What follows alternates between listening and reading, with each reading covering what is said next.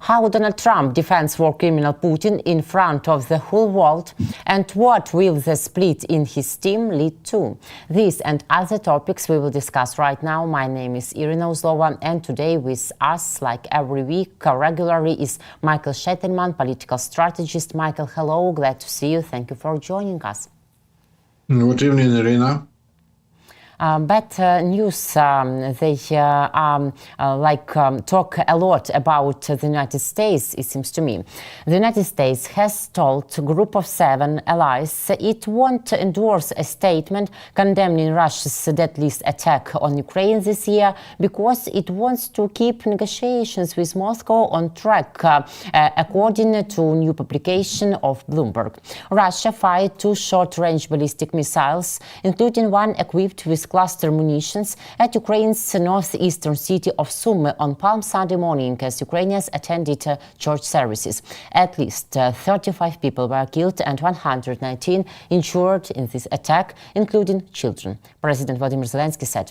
President Donald Trump's administration told allies it couldn't sign the statement denouncing the attack as it is working to preserve the space to negotiate peace, according to people familiar with diplomatic correspondence as meetings continue between the White House and the Kremlin. Canada, which holds the G7 presidency this year, told allies that without US endorsement, it would be impossible to go ahead with the statement, according to the same people. The US Embassy in London declined to comment. The White House, US National Security Council and Canadian government didn't immediately respond to Bloomberg News' request for comment. Michael, does Trump really think that turning a blind eye to Putin's murder of Ukrainian people and Ukrainian children will persuade him to negotiate? After all, this attack is one of many proofs that Putin is ready to continue killing us and continue his war. Yeah, it looks like President Trump's team will not negotiate the peace deal between Ukraine and Russia, because Ukraine does not participate in this process anyway.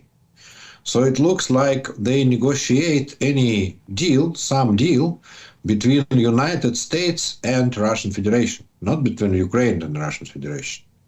And by the way, the special envoy, Mr. Witkoff, when he speaks about the potential deal, he speaks about deal between US and Russian Federation. And when we put it aside, the relationship between Ukraine and Russia, and when we will speak about relationship between Russian Federation and US, so obviously, yeah, that is good idea not to put any pressure on Russian Federation, not to mention any war criminals of Russian Federation, not to mention that Putin is war criminal, president of Russian Federation is war criminal, yeah? And this is a good tactics and good strategy in this case. So I hesitate after these decisions and after a lot of Mr. Trump comments, I very hesitate that they speak anyway about peace between Ukraine and Russia.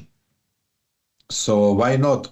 Why not to cancel any pressure on Russian Federation in this case?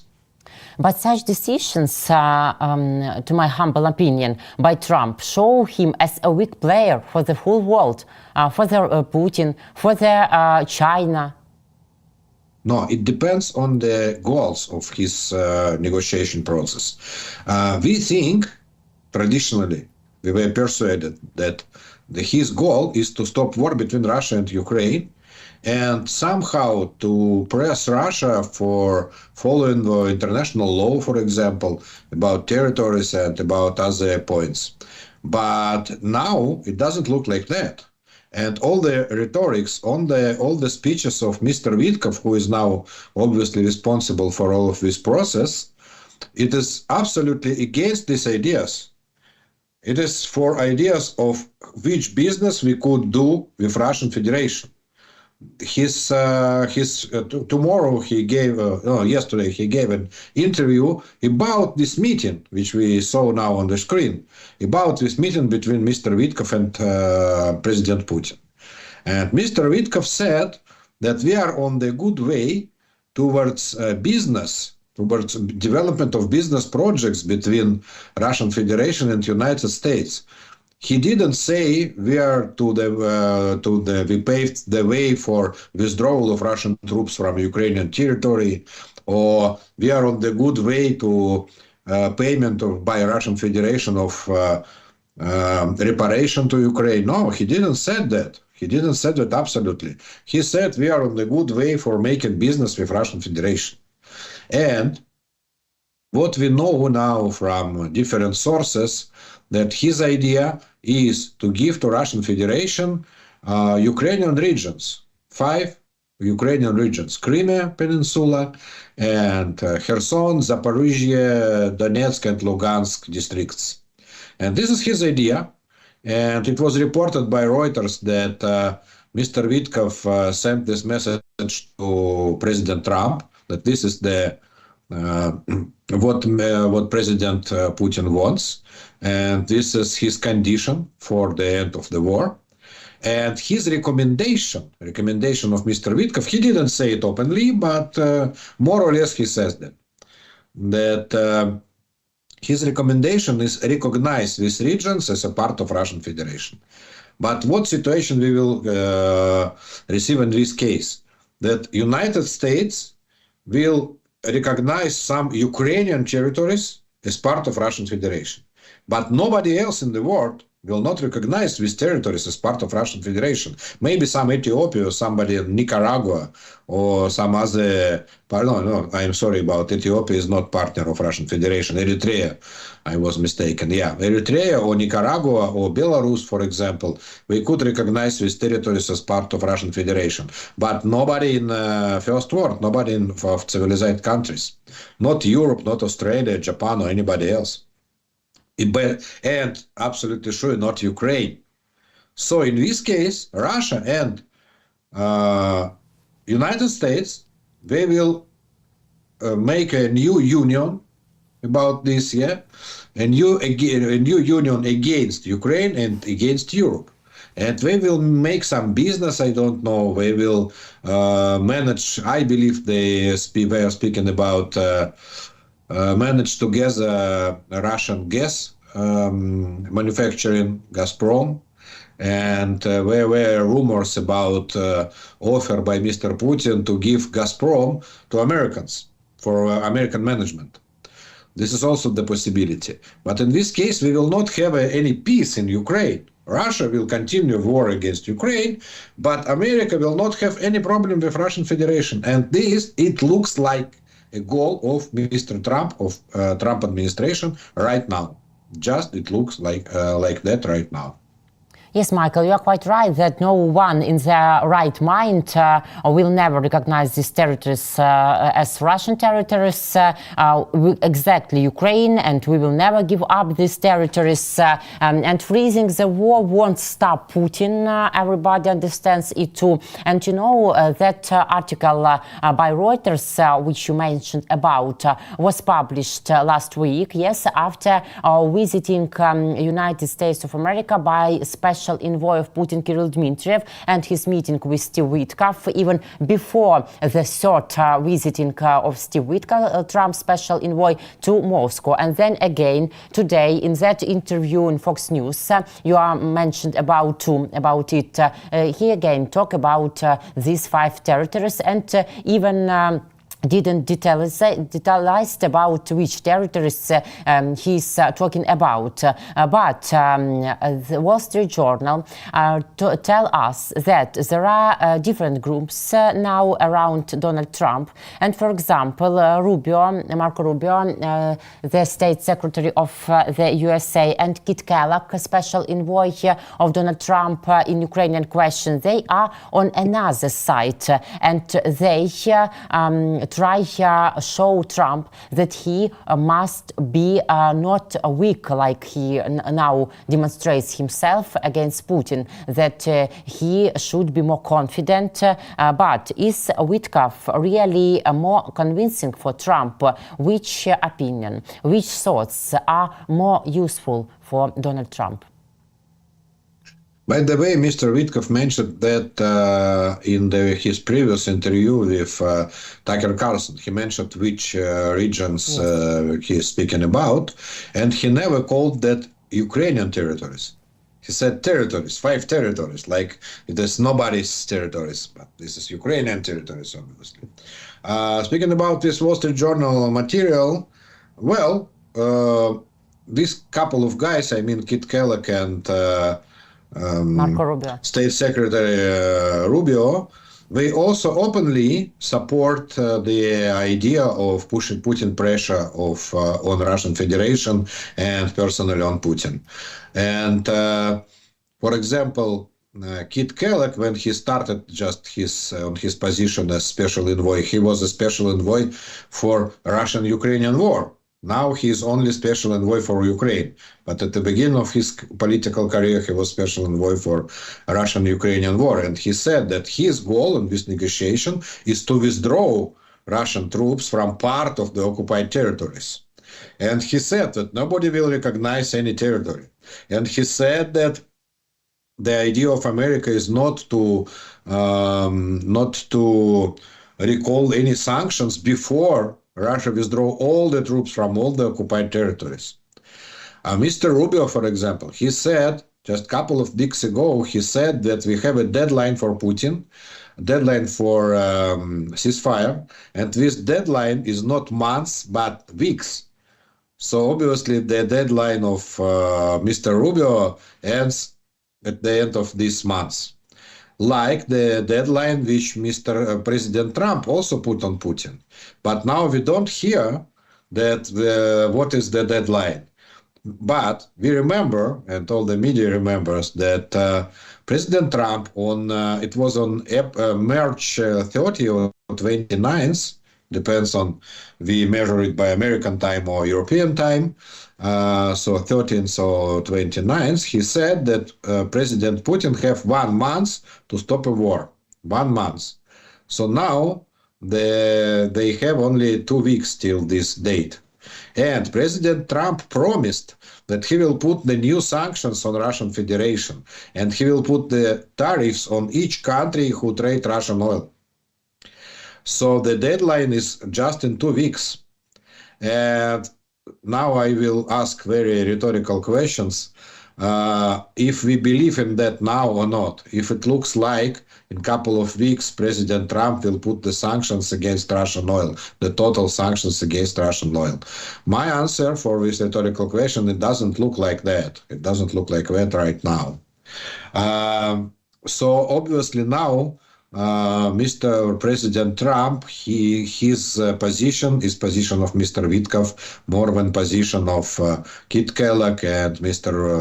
State Secretary Rubio. And I also think why? Because Mr. Witkoff is not, we can't call him official. We can't call him official. He never received any salary for his job. He's just friend of Mr. Trump. And Mr. Trump personally appointed him as a special envoy for Middle East. Middle East, not Russian Federation. So all of his meetings with Mr. Putin looks like the private initiative. And he is not special envoy to Russia. He's special envoy to Middle East. And it is not obvious what is his position when he is in Russia. And Mr. Witkoff last time, on Friday, he was in Russian Federation in St. Petersburg. He moved over through the city of St. Petersburg, not in the car of American embassy, which is official vehicle by protocol of White House officials. But he moved through St. Petersburg in the car of Russian Federation, with Russian Federation plate, and this plate, it is a plate of not only Russian plate with Russian flag, but this is also a flag of FSB, of like KGB, of Russian KGB. So he was in the car, which was owned by Russian intelligence services. And obviously during this journey, they scanned his phone, etc., etc., etc. So he looks like special envoy of Mr. Putin and not of Mr. Trump when he moved through the city on the Russian car and not on the American car, not a car of American embassy. And he also support all the ideas of Mr. Putin to occupy territories, to make some referendum, and he mentioned this referendum like anything which has a law force, but this doesn't have any law force because it is absolutely not legitimate issue to make the referendum in foreign territory. Yeah, it was foreign territory for Russians. So for my sorrow, Mr. Trump absolutely follow the ideas of Mr. Witkoff, and all the speeches of Mr. Trump, all the claims of Mr. Trump were claims of Mr. Witkoff, not claims of Mr. Kellogg or Mr. Rubio. When he speaks about Kursk region, for example, and bring some information, false, by the way, absolutely fake information about some Ukrainian troops who surrounded by Russian troops in Kursk region. The source of this information was Putin and Witkoff. And afterwards, President Trump yesterday said that by his information, Russian made a mistake when they struck Sumy and civilians in Sumy, yeah, and they killed 35 people. But where from President Trump could know that it was mistake. Russians never said it was mistake. Russian officials never said it was mistake. They said, yeah, we wanted that. We wanted to strike Sumy, yes. And so who could tell Mr. Trump that it was mistake? Only Mr. Witkoff, obviously. I am not surprised because, as you remember, and I think our viewers, Steve Witkoff wanted to meet Kirill Dmitriev on the beginning on April in his personal apartments, and only American intelligence predicted him not to do it. You know, maybe does Witkoff bring real or figurative money from the Kremlin after the meetings with Russian representatives? Well, I don't know what is his exact idea, but he also, by the way, he also visited with Kirill Dmitriev. He went to synagogue in St. Petersburg to meet some Russian official religious management, who, by the way, also the agents of Russian intelligence services. So he absolutely looks somehow who works for Russian Federation, and probably he was promised some part of this business, because Russia offers the common business to United States. And last rumors, as I said, is that Russia offers common management of about Gazprom, the gas monopolist of Russian Federation. Gazprom is now in very bad shape. It loses huge money, because before the war started, the main market for Russian gas was Europe. And the secondary market was China, mostly China. And now all the pipelines with gas, they stopped. They stopped transporting Russian gas. Nord Stream stopped 2.5 years ago, and at the beginning of the war, in fact. And Ukrainian gas system stopped transiting Russian gas starting from this year, from January 1st of this year. Then the contract between Gazprom and European suppliers just finished, so Ukraine stopped this transition of Russian gas. So obviously what Russians want, why they want to give Gazprom to Americans, because in this case Americans will say, you know, this is our gas, not Russian gas. And will say Europeans, just buy our American gas from Siberia through this Nord Stream and from Nord Stream 2. And they are, by the way, they are the also the pipeline which goes through Ukraine, because Americans will also want Ukrainian pipeline to get to American, to get it as American business. And they will supply Ukraine, Europe with Russian gas with the name American gas. This is the general plan of Mr. Putin and with Kirill Dmitriev. And Mr. Witkoff, as somebody who doesn't get any money for his job, as he said in interview with Tucker Carlson, probably he believes that he could get some role in this project, let's say. To confirm your words and thoughts, almost in unison with Steve Witkoff, the director of the Foreign Intelligence Service of the aggressor country Russia, Sergei Naryshkin, while on a visit to Belarus, named the conditions for a possible peaceful settlement that would end the invasion of Ukraine. And wow, there they are again. Demilitarization, denazification, and where would we be without it? A non-nuclear, neutral status for Ukraine. The Kremlin will also insist on the abolition of all discriminatory laws that, according to Naryshkin, were adopted in Ukraine after 2014. He also began to stamp his foot and to threaten that Poland and the Baltics will be the first to suffer in the event of NATO aggression against the Union state Belarus. And let someone say us after this that Witkoff and Russian propaganda are far from each other. And what do these messages signal about?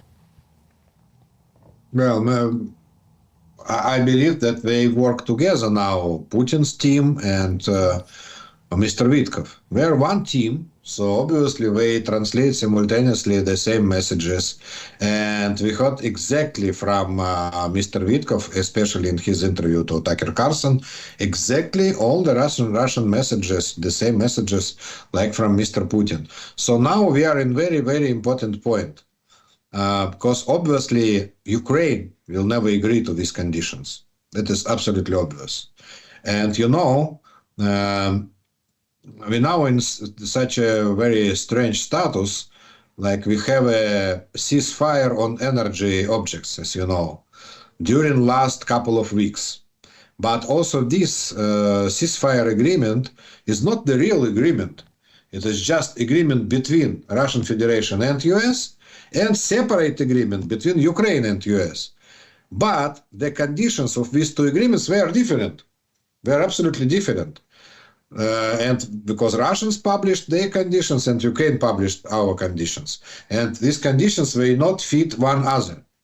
So this is the reason why Russian says, but Ukrainian not follow the ceasefire. And Ukraine also says Russia does not follow the ceasefire conditions because we don't have common conditions.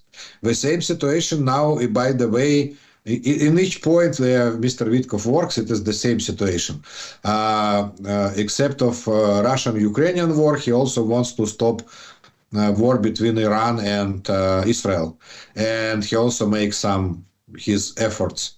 And he also organized the negotiation between US and Iran in Oman last weekend. But again, it was not negotiation between US and Iran. There were negotiation between US and Oman and Iran and Oman. So this is very difficult to get to any agreement when you don't negotiate directly. And this is his style, obviously. So I believe at the finish of his efforts, we also will receive two peace deals. One peace deal between US and Ukraine, and absolutely another one between US and Russian Federation. For example, in peace deal between US and Russian Federation, could be written that the Americans, they recognize this and this and these regions as Russian regions. But in our agreement will be not written the same, so Ukraine will not recognize that. And it will bring just for more and more and more legal turmoil on the international area in this case, and also in our war, because, for example, Russians want to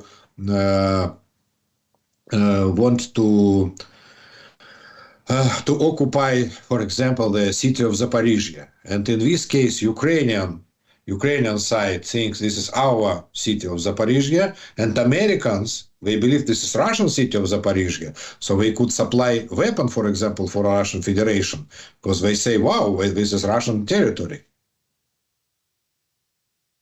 Yes, Michael, we see that a lot of functions of Steve Witkoff and a lot of dark sides by his steps on the Middle East about Ukrainian war question. And Donald Trump said that Putin should not have started the war, but he added that 3 people are to blame for the millions of deaths.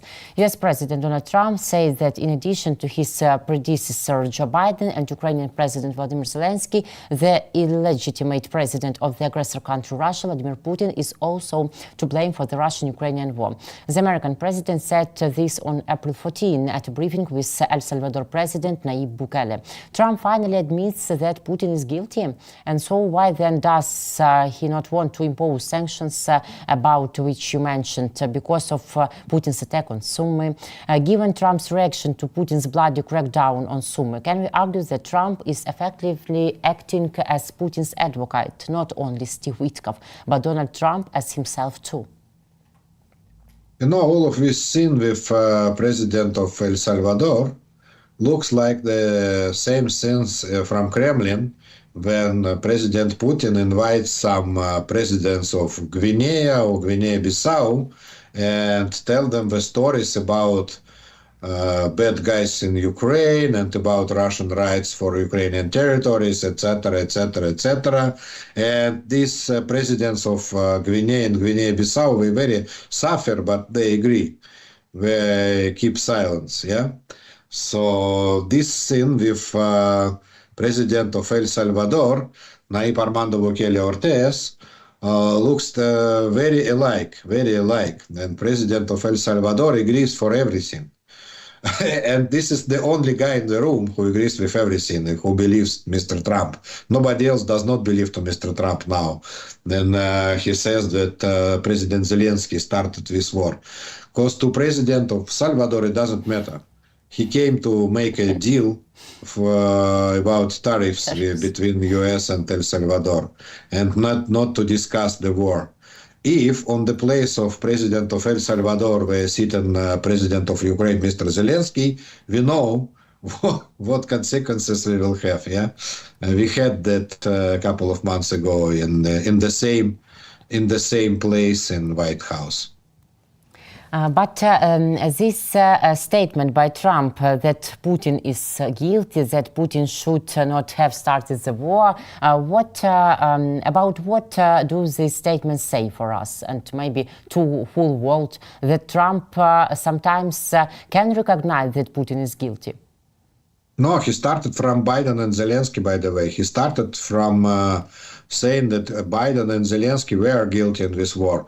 And as when he understood that it is, and I believe he looked at faces of journalists who understood that, oh, wow, this is news sensation. So he just added Mr. Putin to this list. And by the way, he returned and started again and said, okay, on the first place is President Putin guilty. On the second place, Biden. And Zelensky also guilty. So he didn't give any place to President Zelensky. Understand, clear, as we see. Michael, I thought about such next question these days, and really I was thinking, I can tell such, that when military and political observers now claim that Putin is allowing himself much more targeted strikes against civilians because it is part of his new strategy and without any sanctions by Trump's administration, yes, what do they mean about this new strategy? To force Ukraine to surrender through terror, but this strategy has long since failed. We saw it, we have seen it for these years. It is not a new strategy, but this is the new opportunities for Mr. Putin. His strategy is to disrupt Ukrainian nation totally. His goal is genocide of Ukrainian nation. And they almost openly say that. And by the way, his predecessor, President Medvedev of Russian Federation, he said that we will kill each Ukrainian. We will kill each Ukrainian, each one. Nobody will survive. This is the quote from former president of Russian Federation, Mr. Medvedev, who, by the way, now right-hand man of Mr. Putin and his deputy in Security Council of Russian Federation. So this is the goal of Russian Federation, to kill each Ukrainian, absolutely.